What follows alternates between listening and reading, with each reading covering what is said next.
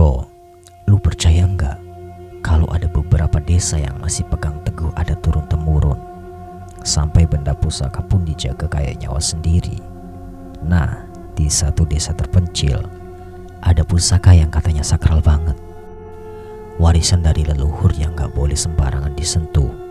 Tapi ya namanya manusia, rasa penasaran itu seringkali jadi awal dari petaka. Kisah ini tentang seorang pria yang nekat melanggar aturan demi keuntungan pribadi, tapi ujungnya malah ngalamin nasib yang ya lu dengerin aja sendiri.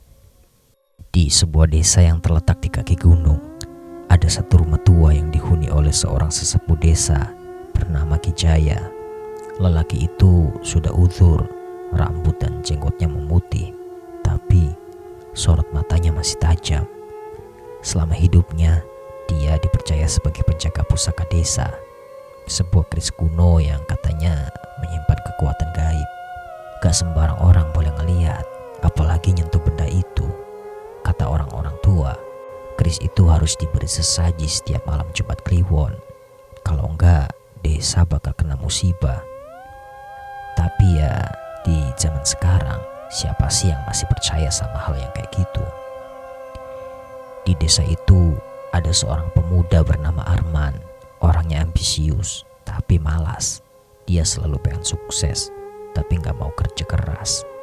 Suatu hari, dia dengar gosip dari orang-orang tua kalau keris pusaka Ki Jaya itu bisa ngasih kekayaan buat siapapun yang memilikinya. Dan disinilah awal kesalahannya.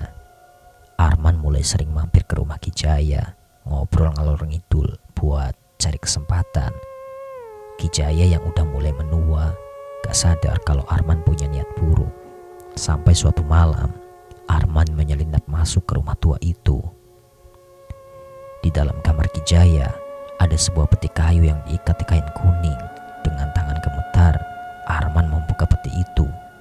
Begitu tutupnya terbuka, dia lihat keris itu. Kecil tapi mengeluarkan kilauan aneh di bawah cahaya lampu minyak. Dia langsung ngambil keris itu dan kabur.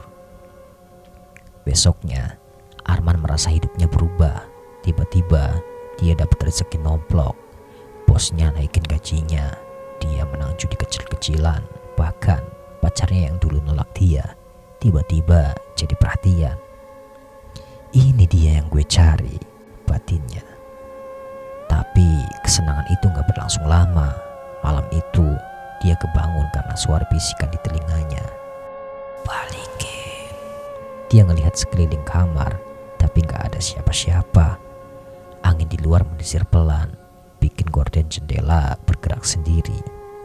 Arman pikir itu cuma perasaan doang. Tapi besoknya, pas dia lagi kerja, ada kejadian aneh. Monitor komputernya tiba-tiba mati, dan waktu nyala lagi, layar monitor itu cuma nampilin satu kalimat. Balikin sebelum terlambat. Dia merasa gak enak, tapi tetap ngeyel. Ya, paling juga kebetulan. Malam berikutnya, gangguan makin parah. Arman mulai melihat sosok bayangan di pojok kamar, berdiri diam sambil ngeliatin dia tidur. Setiap kali dia bangun, bayangan itu hilang. Sampai akhirnya, suatu malam dia kebangun karena rasa berat di dadanya. Napasnya sesak, dan pas dia buka mata, di atas tubuhnya ada sosok hitam dengan mata merah menyala. Sosok itu berbisik dengan suara serak. Kau sudah mengambil sesuatu yang bukan hakmu. Arman berusaha teriak, tapi suaranya gak keluar. Tubuhnya kayak ditindih ribuan kilo beban. Di sudut kamar, dia ngelihat sesosok bayangan lain, Ki Jaya. Tapi wajahnya bukan seperti yang dia kenal. Kulitnya pucat, matanya kosong, dan dia cuma berdiri sambil menunjuk ke arah Arman. Tiba-tiba, Arman terjatuh dari tempat tidur, dan pas dia sadar, tubuhnya penuh dengan luka gores seperti cakaran. Dia gak tahan lagi. Dia tahu dia harus balikin keris itu. Dengan napas tersengal, Arman berlari ke rumah Ki Jaya. Tapi pas dia sampai, rumah itu gelap. Dia mengetuk pintu, tapi gak ada jawaban. Desa udah sepi, tapi di dalam rumah itu ada suara lirih. Kenapa baru sekarang? Arman masuk dan melihat peti kayu itu masih ada di tempatnya. Dengan tangan gemetar, dia taruh kembali keris itu. Dan saat itu juga, pintu kamar terbuka sendiri. Di ambang pintu, berdiri Kijaya. Tapi wajahnya pucat, matanya kosong. Udah terlambat, Man. Tiba-tiba tubuh Arman kaku. Dia gak bisa gerak, napasnya tercekat.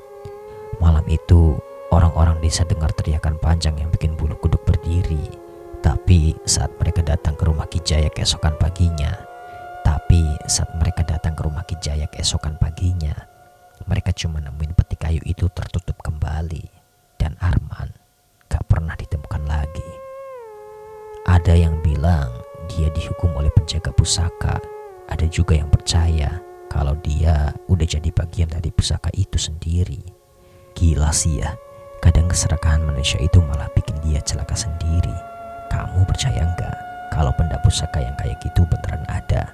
Atau mungkin kamu pernah dengar cerita kayak gini di tempat kamu? Kasih tahu saya di kolom komentar ya. Siapa tahu ada cerita seram lain yang bisa kita bahas di sini.